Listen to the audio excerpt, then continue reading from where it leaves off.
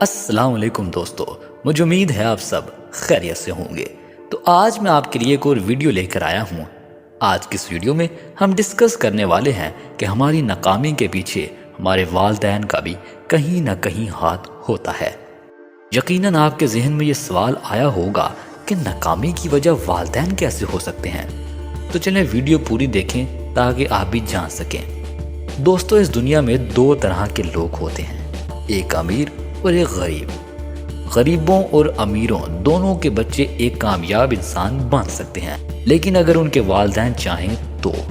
کبھی کبھار غریبوں کے بچے بھی بڑے ہو کر ایک دن کامیاب انسان بن جاتے ہیں، اور کبھی امیروں کے بچے بڑے ہو کر ناکام ہو جاتے ہیں۔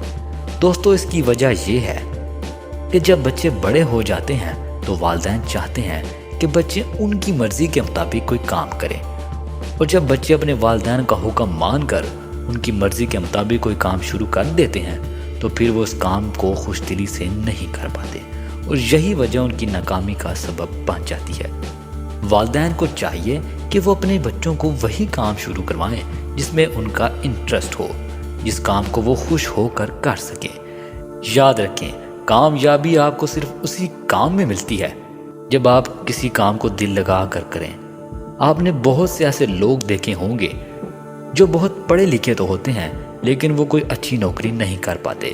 اس کے پیچھے ایک وجہ ان کے والدین بھی ہوتے ہیں، کیونکہ وہ ان کو کسی دوسرے کام کی طرف لگا دیتے ہیں جس میں ان کا کوئی انٹرسٹ نہیں ہوتا، اور پھر وہ کسی کام میں دلچسپی نہیں لیتے اور آخر بار ناکامی کا شکار ہو جاتے ہیں۔